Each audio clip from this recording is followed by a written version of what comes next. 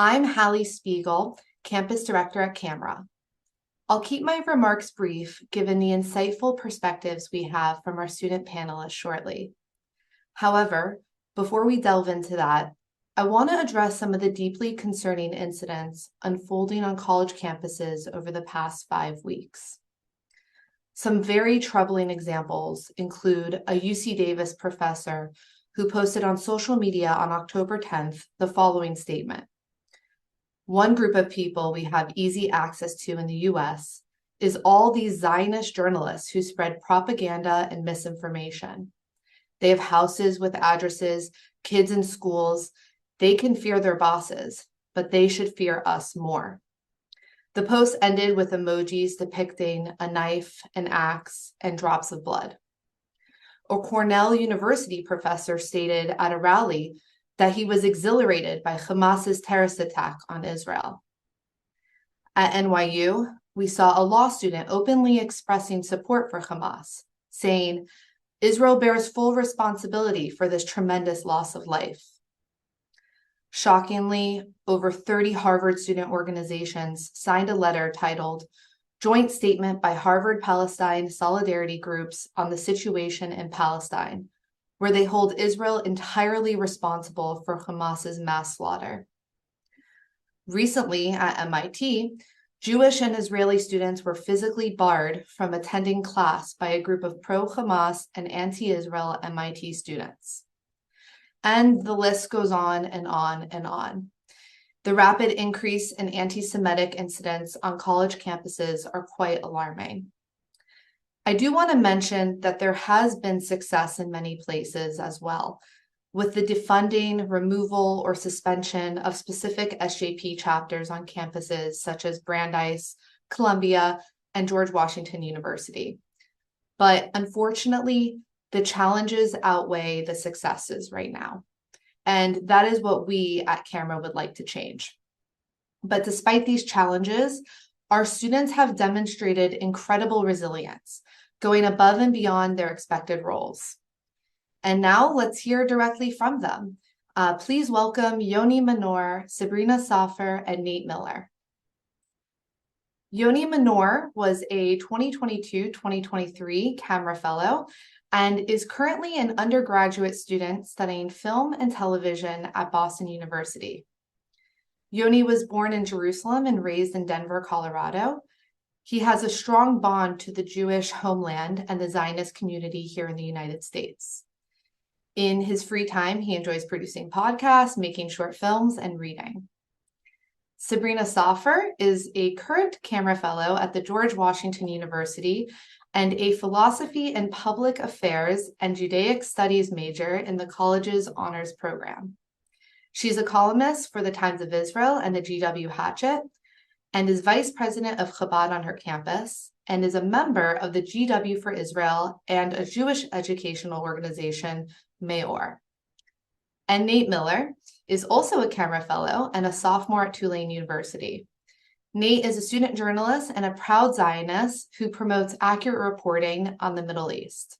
He currently serves as the president of Tulane's Israel Political Affairs Committee, and in the past has interned for JINSA. So thank you all for taking the time out of your busy schedules to be here with us today. I know you all have a lot going on right now, so we really appreciate it. Let's begin with Yoni.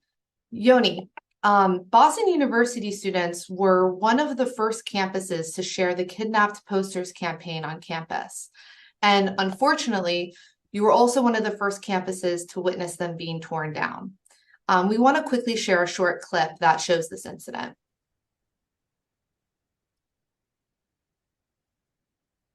Are you defending terrorism, really? You guys really are defending terrorism?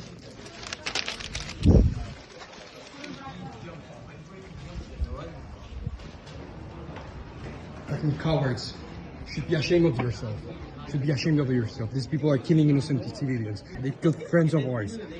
Families, people here are affected directly, and you guys are denying it, taking them out, spreading hate, encouraging anti-Semitism.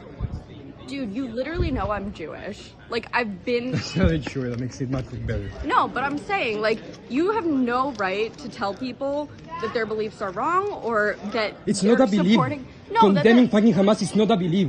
Why You are don't you have to filming believe to this? think that raping someone is wrong. You don't have to believe that someone getting why are kidnapped, you that filming babies getting this? beheaded, that 85-year-old grandmother's getting kidnapped. It's wrong. That's not a belief. That's not an opinion. And if it is, of course, I don't respect it.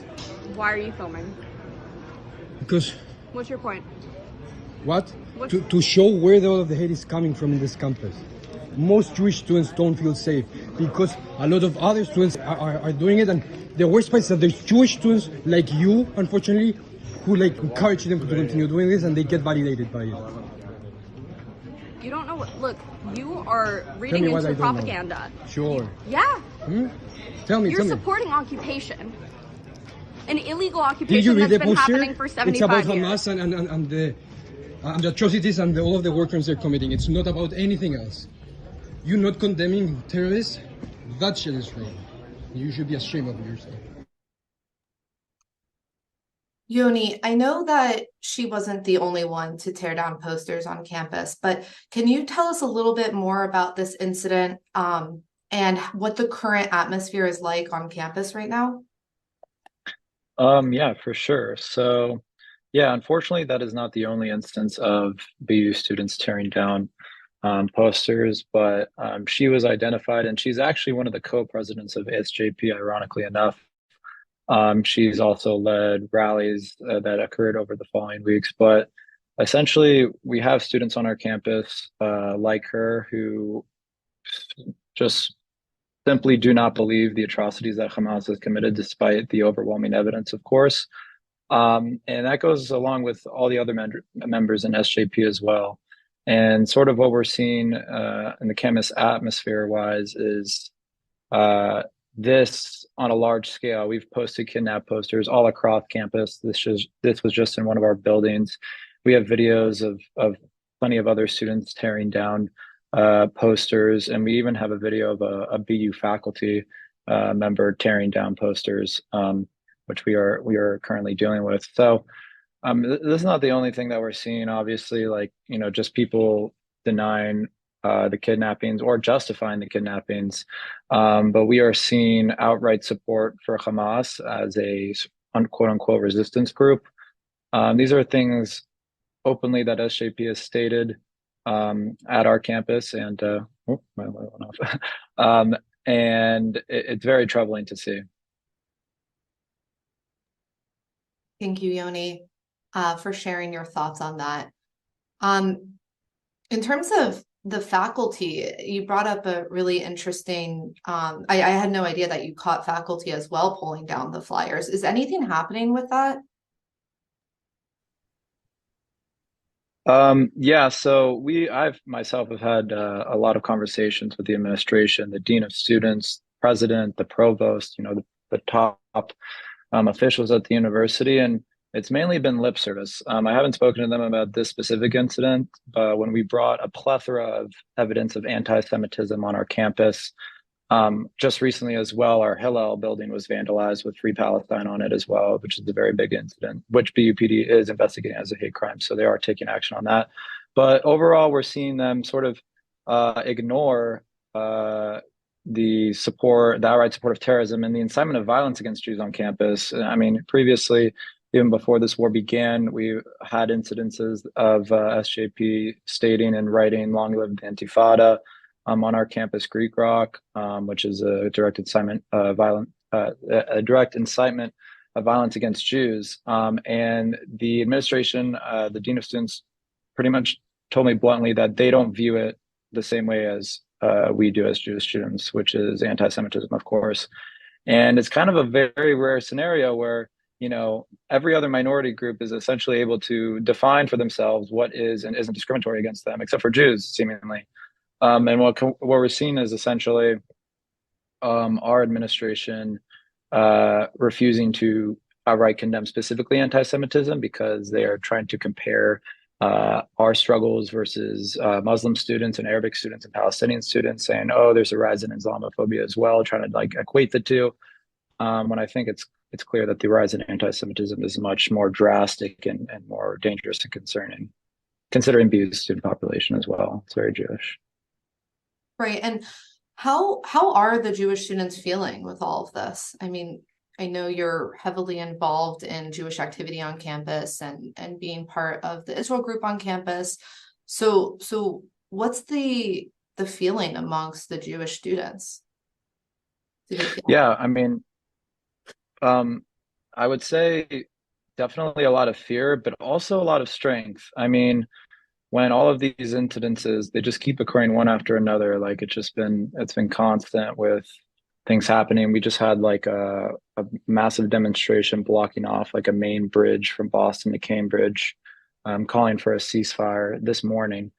So it's really a daily occurrence of incidences that make us as a Jewish community feel unsafe on campus. And when the administration refuses to speak out, to condemn anti-Semitism, to condemn hatred, to condemn incitement of violence against us, it's really disheartening and it makes us feel isolated. But one thing I have noticed is through a lot of the initiatives that we've done as BU Students for Israel and collaborating with other organizations like BU Hillel, Boston Mayor, is we're seeing a huge increase in Jewish student engagement and unity among the Jewish community, which is really, we've raised thousands of dollars for Magen David Adom and for Kibbutz Nir Yitzchak, to directly help, the people in Israel. We've, as I mentioned, posted kidnaps flyers across campus.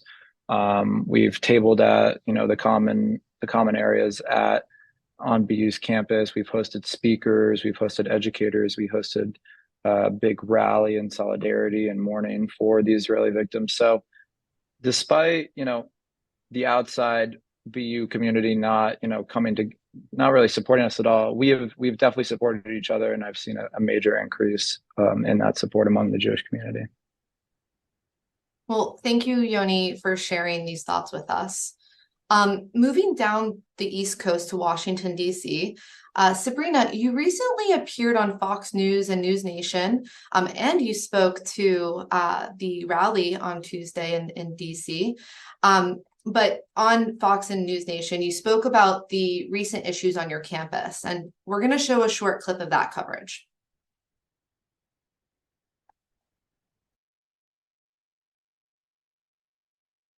Joining me now is Sabrina Soffer, a Jewish student at GW University and a witness to last night's anti-Semitic incident on campus. Sabrina, what were your first thoughts when you saw those messages about the murders of Hamas projected onto that library wall at GWU? Hi, yes. So I'm here actually standing in front of the Gelman Library at the George Washington University in the main square, Kogan Plaza. And I was notified of these slogans while I was coming back from an event. And I was very shocked, but I was not surprised. Sabrina, can you please elaborate with us what happened with that situation and what the current situation is like at George Washington University, and also how this has affected not just you and your safety, but Jewish students in general? Sure. So this was, there's so much that's happened since that incident, but I'll explain briefly why that's important, just because this incident really hit the nail in the coffin for the administration. But just beginning with that incident, I was, as I said in the segment, I was walking home from an event where I actually was meeting families of hostages. So it was pretty ironic. And my friends started texting me pictures of this and they said, you have to come. So I came. And a lot of Jewish students were already gathered there. And there were some anti-Israel students there as well. But, they were gathered around 3 students, which eventually became 4, who were sitting in front of the library and projecting these hateful messages. Some of them, Palestine from the river to the sea, free Palestine from the river to the sea, glory to our martyrs, really euphemisms for eradicating the state of Israel and its Jewry, and celebrating mass murder. So they were also blaming the university president for being complicit in genocide, because the university president condemned Hamas and condemned the SJP for supporting terrorism. So and that's also important because the admin is really on the Jewish student side, or let's just say on the side of moral clarity here. But this incident, what happened was the Jewish students called the police and the admin, somebody from the admin, dean of student life, to come and just stay there while we observed. We didn't do anything.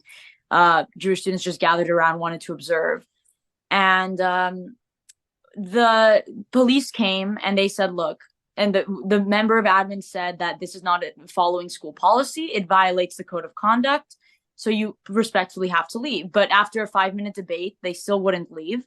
So one of the students, who has now been identified, and he's being investigated now, I think, he got up and started chanting "Free, Free Palestine." And the anti-Israel camp veered to one side of the plaza, and the Jewish students congregated on the other. And I started singing Oseh Shalom, like they started singing their "Free Palestine." So that was the only way to combat it. And it became this singing war between the two of us, which was very powerful. And it really shows the two sides. You have one side singing for peace. You have the other side singing for hate and genocide of the Jewish people. So this was that incident, but a lot has evolved since. And if you want me to continue, I can elaborate more. But this was really that incident. And just to close this off, it wasn't specifically this incident that caused me to feel unsafe for about a week and a half or so.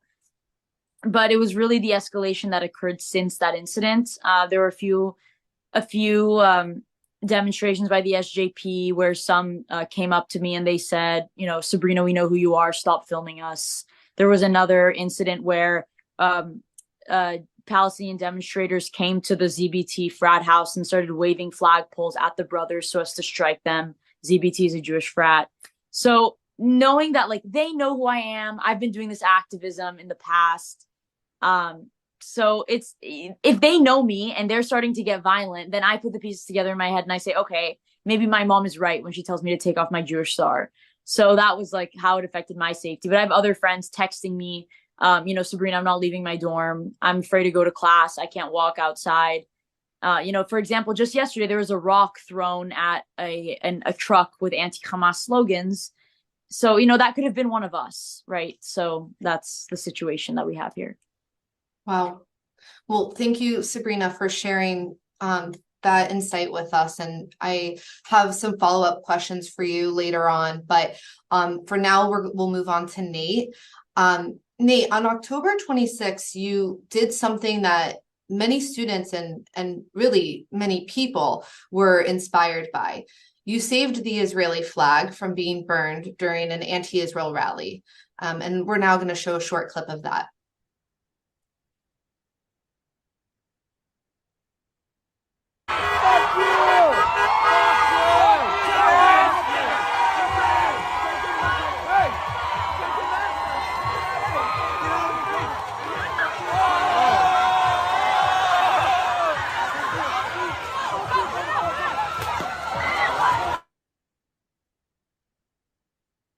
Nate, can you tell us a little bit about what happened on this day and during this incident, and also what is going on Tulane's campus right now? What's the atmosphere like for students and Jewish students? Sure. So last month, a new organization that calls itself Tulane for Palestine suddenly surfaced on Instagram, started posting anti-Semitic, anti-Israel statements and slogans. Before the October 7 attack, this club never existed.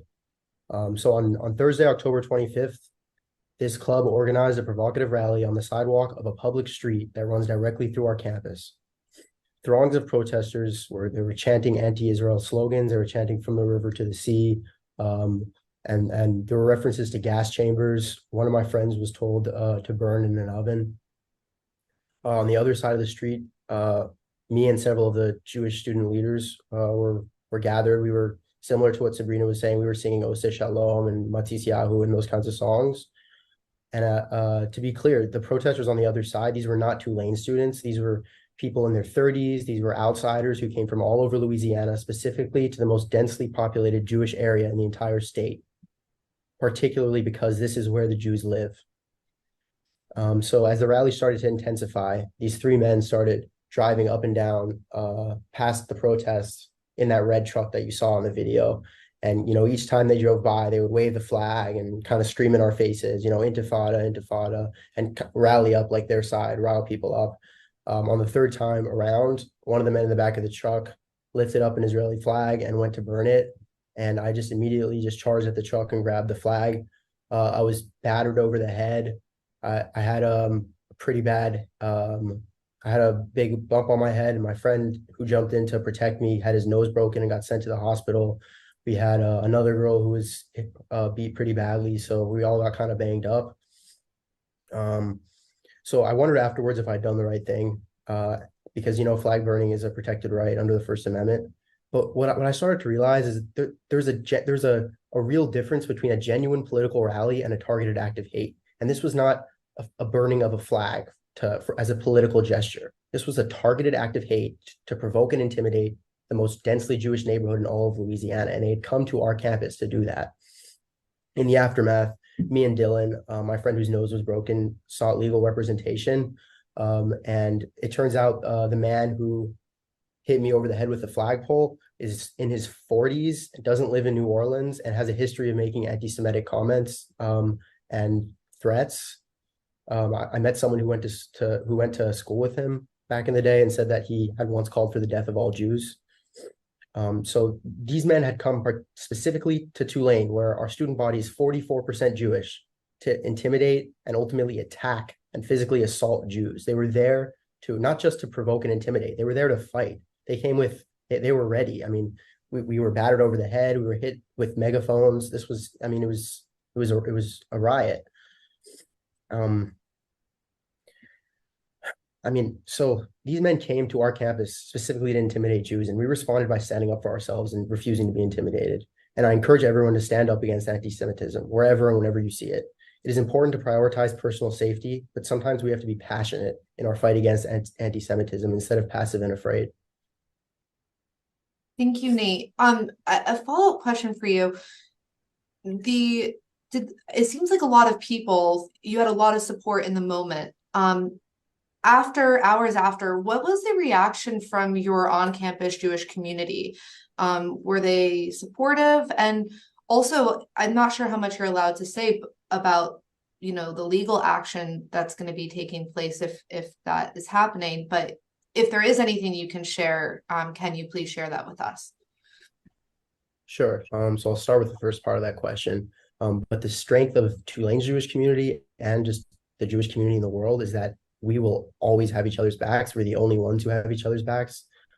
Same with Am Yisrael, the Zionist movement. We are really there for each other. And I've just never experienced such a moment of unity and just joint moral clarity that we are in a war between good and evil, and that we are on the side of good. And I think in the history of the Jewish people, there may have never been such a moment of collective moral clarity that we realize we are on the right side of history, fighting on the right side of this war. And for this, the second part of your question, the legal investigations are ongoing, but our lawyer is trying to get this man charged with a hate crime. He's trying to get the DA to charge him with a hate crime. I'm not going to share any specifics of the investigation, but the evidence against him is pretty damning, and I'm glad to see that they're taking action. Louisiana luckily has a strong community of pro-Israel lawyers who are dedicated to using the rule of law to fight anti-Semitism, as well as a civil justice system. And they're working for us pro bono, which is amazing. So just overall, it's just incredible. I never quite realized how much we looked out for one another until a few weeks ago.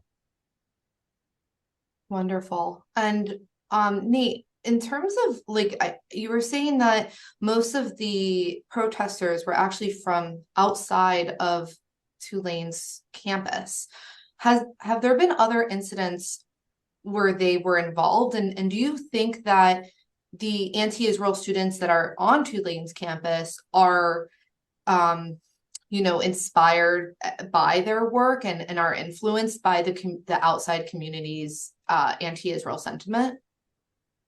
Yeah, don't get me wrong. There are a number of Tulane students who are involved in these rallies, but the vast majority, the people with the megaphones, the people with the signs, the people who come from outside in these trucks, none of them are Tulane students. There are a few Tulane students students assembled among them who are empowered by them. But just last week, these protesters came back to our campus, where they marched from our campus to a synagogue, where they stopped outside of the synagogue and started screaming about Intifada.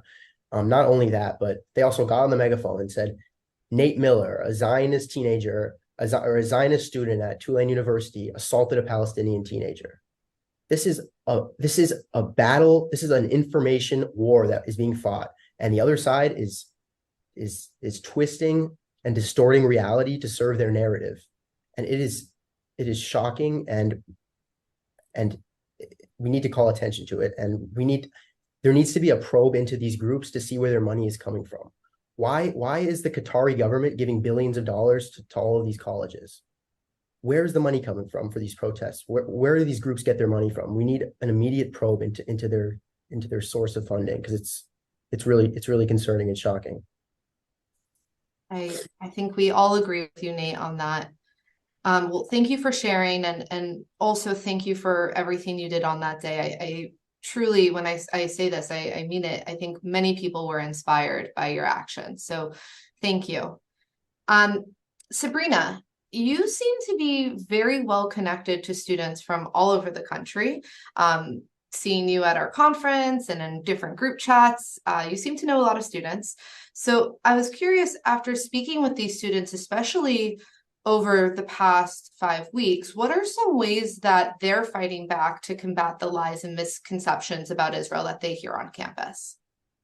Yeah, so I think every campus is different, and I think it's really important to remember that, like, for whenever we're discussing this. So, my friends at, like, let's say at UCLA, for example, or at Stanford, I'm sorry, they're facing a lot of issues with the administration.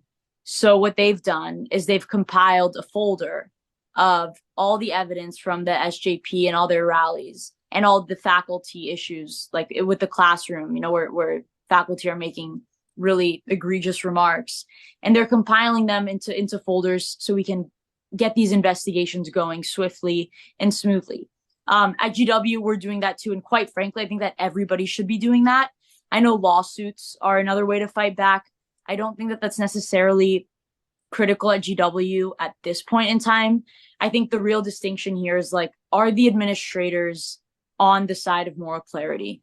If they are, great, work with them and try to get them to influence the way faculty is composed, right? Like, we have a Middle East Institute studies program that is extremely anti-Semitic. They showed a screening of the film Israelism. They had a panel with 5 different experts that were all anti-Israel and either justifying or supporting the actions of Hamas. And this was like 2 weeks after the war started.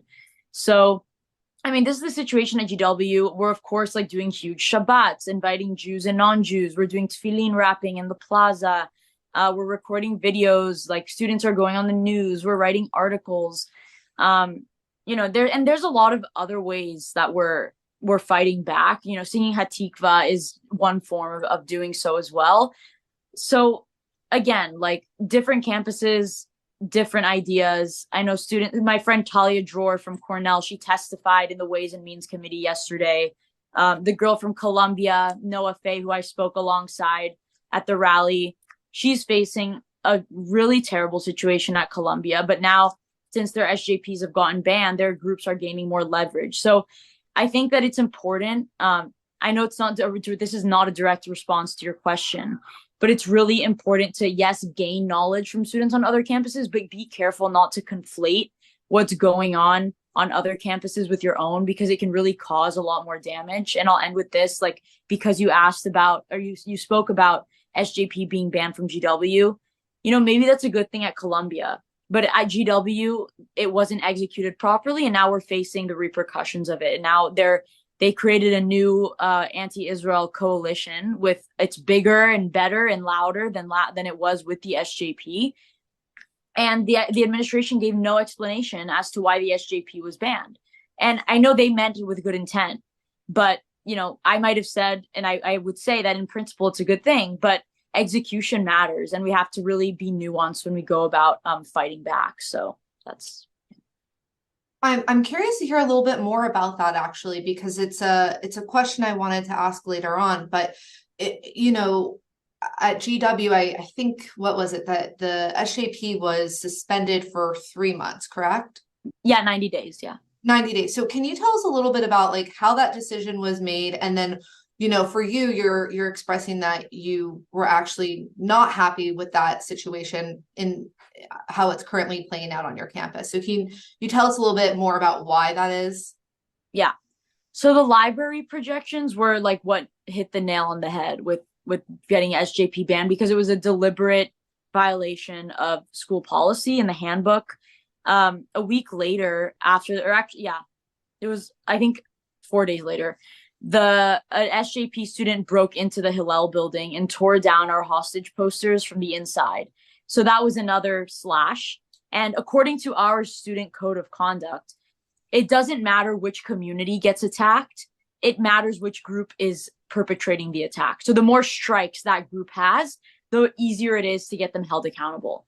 So ultimately, with like everything SJP has been doing over the past 5 weeks, they put enough tallies in their in their box to get them suspended. And this isn't, to mention the rallies that they've organized and what they're saying, like all the hateful messaging, like the content really doesn't matter. Like the free speech principle still holds, but it's just the way that these free speech, hate speech, whatever you want to call it, is being executed and escalating into acts of hate, like Nate's situation, right?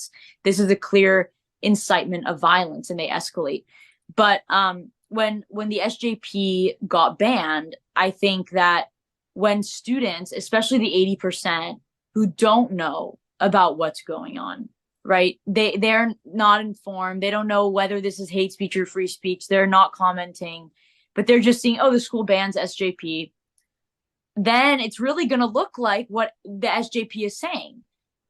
They're going to say, oh, yeah, GW is a Zionist propaganda machine. They're only on the sides of the Zionists, and they're not explaining why. So this is only what we're left to assume. So it's very dangerous. And I think that's something that Nate said is very important, and that should be investigated by all university administrations, is that I've done a lot of digging into this as well. And I think Noah Tishby, when she testified yesterday, she spoke about it too, is that these organizations, their funding comes literally, like it indirectly traces to Hamas.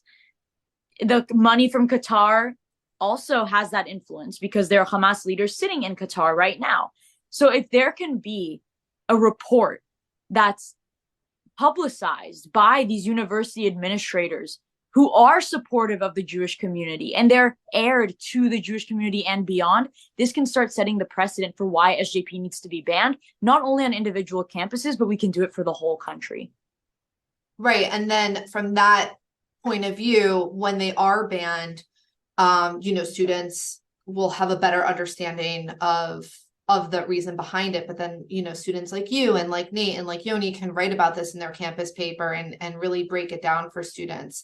I understand what you're saying. I see totally how this can affect the other 80% of students who are like, well, that's, what they're claiming. But at the same time, it's also nice to have such a hate group not be able to spew anything for at least 3 months. Well, they can. That's the thing. They are. Like yesterday, they literally organized a rally that was 2.5 hours long and marched directly to the president's house.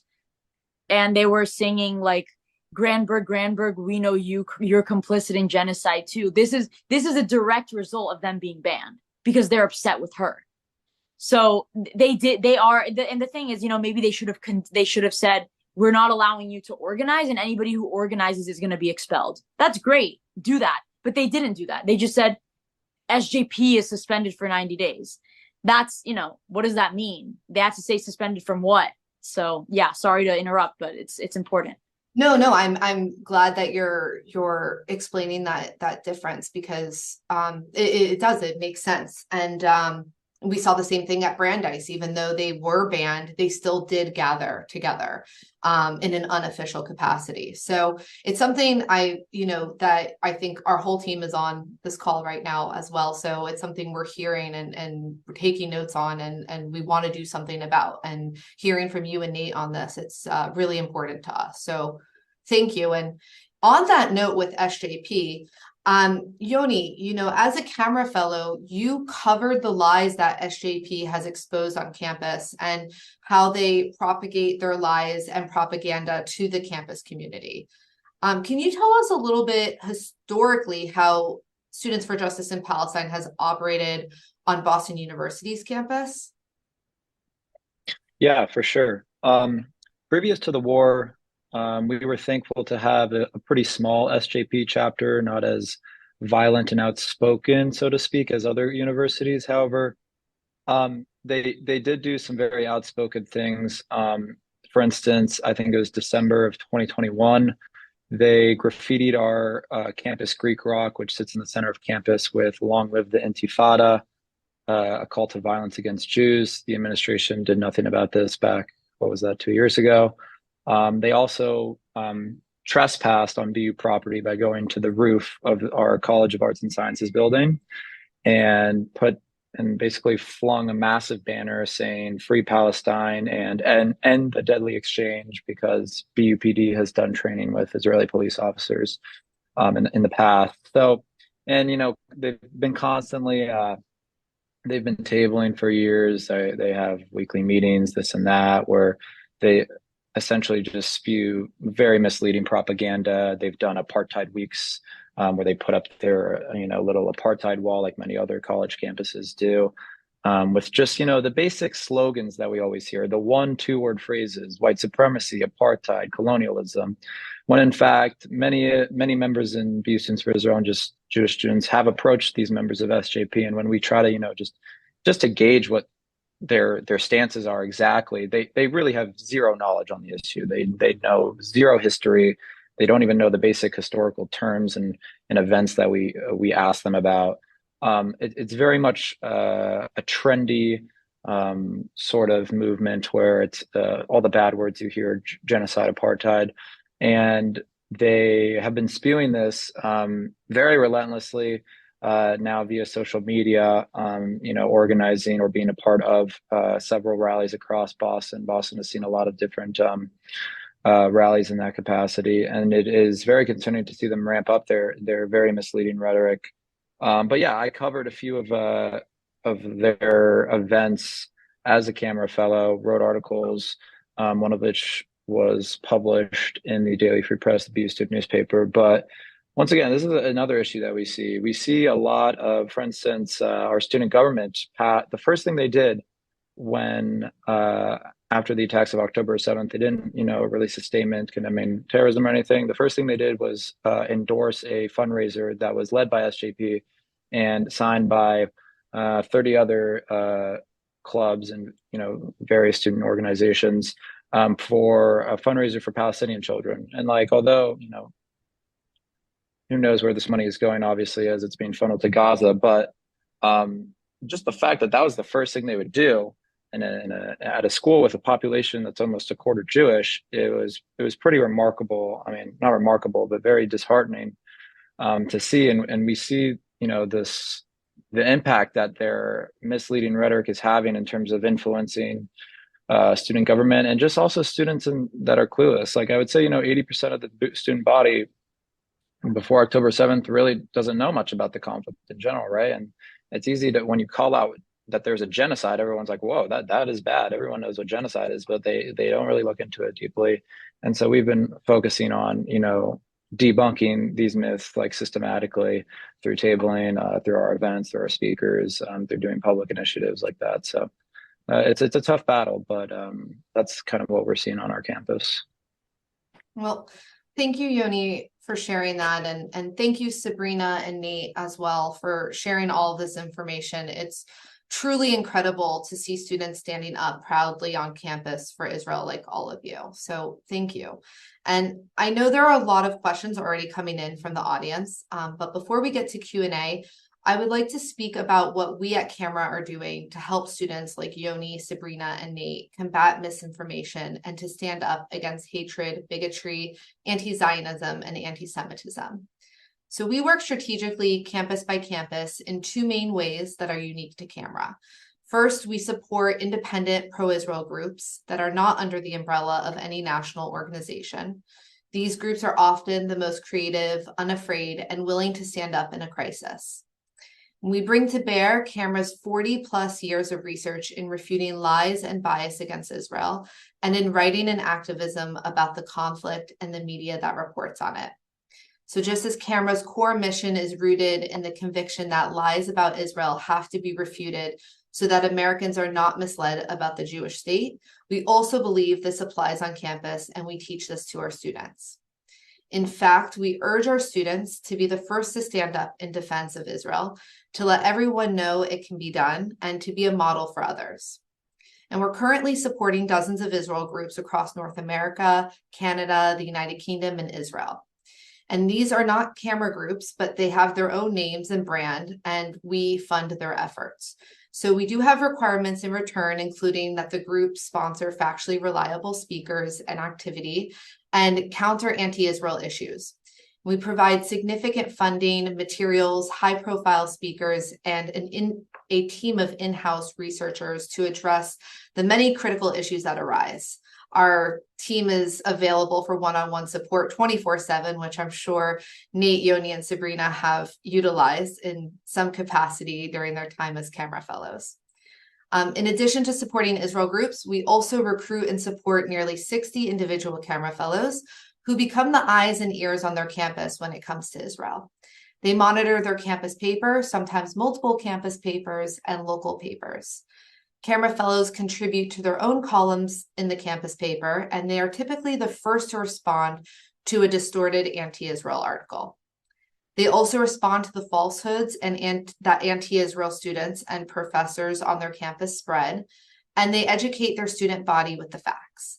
They do this through hosting speakers, putting on themed tabling on their campus quad, writing articles in their campus paper, and answering questions that their peers may have.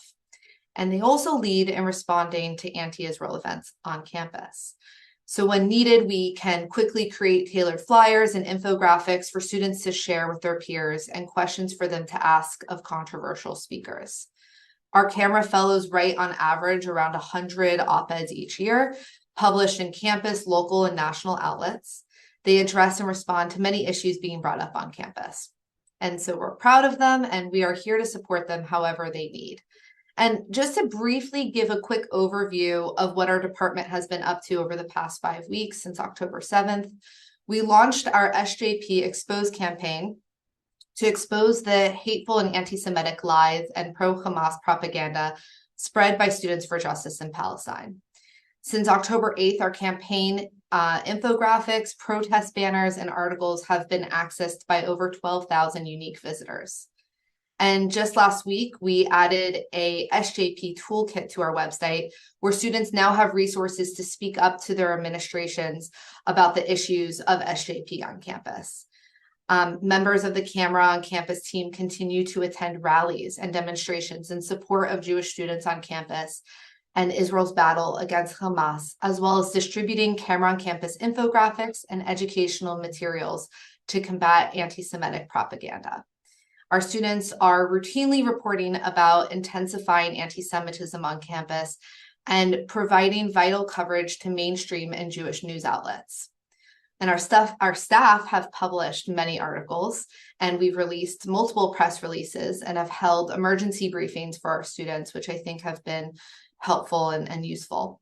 So a lot has been done, but as we've discussed on this call, there's a lot more to do. So with that, I know there are many questions from the audience, and I'm sorry we're not going to be able to get to all of them, but we're going to try our best to get to as many as we can.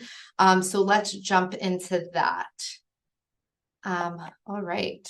So the first question I see here is, what advice would you give high school students who are about to face this environment when they enter college, and how should they prepare themselves? Sabrina, can you answer this question for us? Yeah, sure. So that's actually it's great that I'm answering this question because when my parents in high school took me to a lecture about anti-Israel activity on college campuses, I knew I was going to GW, which is like Jew-W, lots of Jews. I didn't believe them and I didn't pay attention. So definitely going to events if they are available in people's cities, districts, wherever it may be, please do attend because it's important that students are prepared before they go in. Like for me now, like I'm less, even though the situation has intensified, because I already know what it is like to be threatened by the SJP, I'm not as afraid like my fellow peers who are afraid to leave their dorms because they've never seen or experienced or known about this before. And obviously anti-Semitism is a rising trend and like together with this anti-Israel rhetoric, but not knowing not only how to defend yourself with facts but also knowing what's behind these SJPs and what's knowing behind BDS, knowing how to talk assertively and respectfully to faculty and administration, knowing how to document and report incidents, how to get in touch with lawyers, the different Jewish organizations that exist, finding your Hillel or Chabad on campus the first thing you do when you get there. I think those are like the most important tools because truly, like, I have become quite a major advocate in the space. And without the community, like, I wouldn't be here today. I wouldn't be able to do what I do. I would be scared. So that's the advice I would give.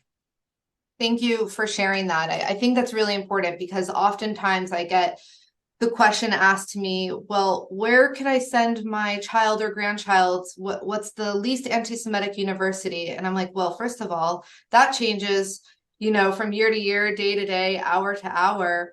But besides that, it's really important that we're, educating our children and our grandchildren, and giving them the resources they need so that they could be strong leaders on their campus and fight back against this. So I think everything, I agree completely with everything you had to say, and thank you for sharing that. But, so for some students, this is a question that I came across, and I think it actually ties in really well here.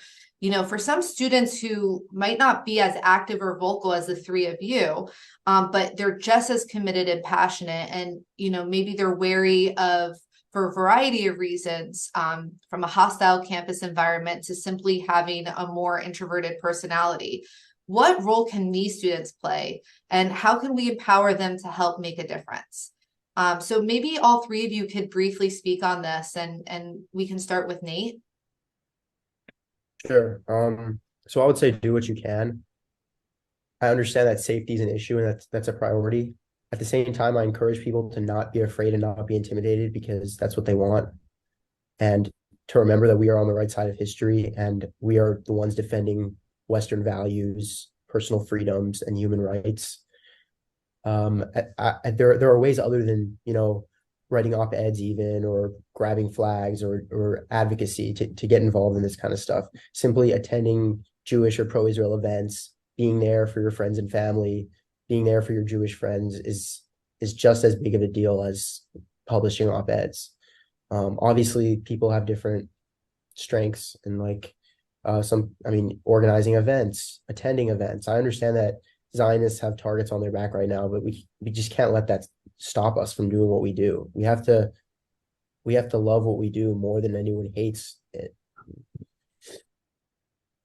Thank you, Nate. Yoni, Sabrina, do you have anything that you guys would like to add? Yeah, I could speak briefly on that. I feel as though October 7th, despite the horrors and atrocities that occurred, one silver lining in it is that it has really inspired people and it has made Jewish students feel more proud to be Jewish than ever before. And I think we all need to take advantage of this newfound passion, this newfound unity within our Jewish communities, and encourage students to step up and speak out. And as Nate said, it doesn't mean if they don't feel safe. Everyone has personal safety preferences, and you definitely should not push others on that. But whatever people are comfortable with, they should do. Whether it's even just posting something on social media. Everyone has non-Jewish friends, right? We all have non-Jewish followers, even if we are very involved in our Jewish circles, you know, I just having one-on-one conversations with our non-Jewish friends like I've had, it's been really impactful, and it's really made me feel better, you know, for them supporting me. But it's also been, I think, insightful for them and those that I've had conversations with, like being able to spread the word to not only our community, because obviously our community is very unified in this moment, but to spread our arms and to bring other people in, because if we don't, it's just going to be more and more hatred against us rather than supporting us. And I think I've seen that. And like, you know, just getting people involved, like Nate said, to just get people to events. They don't have to, you know, plan a huge rally, but just to come to Shabbat dinner, just to have people feel more Jewish, even if it isn't directly related to Israel. Because I promise you, like when you become more involved in your Judaism, you become more involved in Israel, and you become more connected to it, because you know it's our Jewish homeland. So I feel like even just the little things will add up and create a better situation for us all. Great. Thank you, Yoni. Sabrina, anything to add to that? You can. That was really well said. You can move on. I can take the next question if. Great. Okay. So let's see here. Another question. Here's one that I keep seeing a bit about as well. So people keep asking, what resources do you think Jewish students need most from Jewish organizations or the wider Jewish community in order to effectively advocate for Israel and the Jewish people on their campuses? That's a great question. I think different organizations have different strengths. I can speak, like I'm the chair of Hillel International's Content Creators Program, and what we did is created a group chat with over like 300 students from colleges across the country. And I send a newsletter with articles that could be helpful for students 2 to 3 times a week. Students plug their social media posts in this group chat. Other students will ask for help, to other students from other campuses who are experiencing similar things. So I think that digital communities, digital spaces, and it's really easy. Like this doesn't take any money, it's like a 5-second task to just start a group chat. That's really, really important.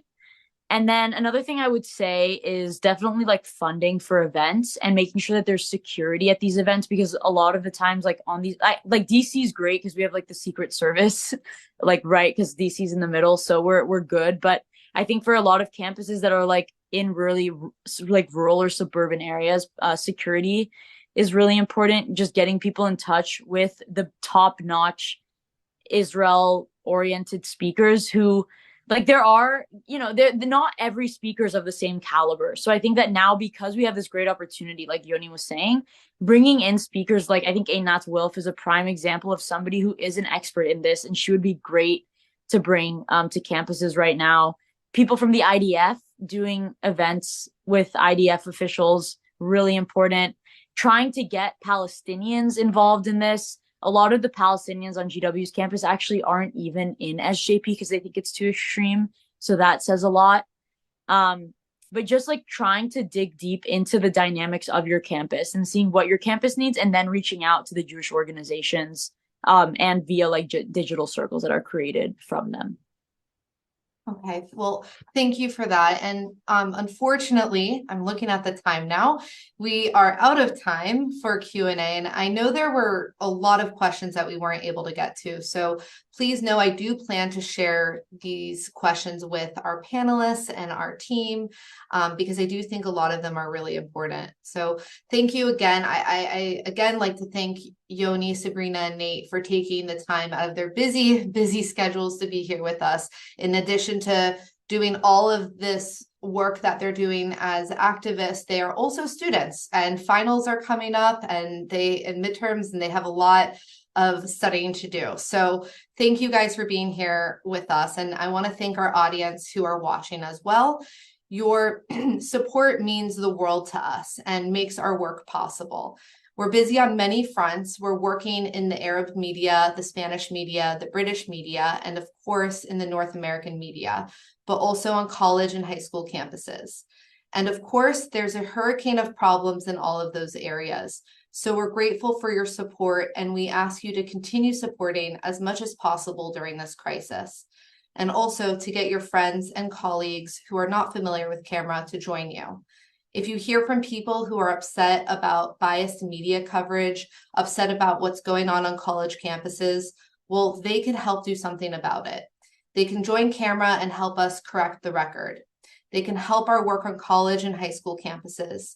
They can join our media response team, which is our volunteer team of letter writers who protest inaccuracies in the media and in schools.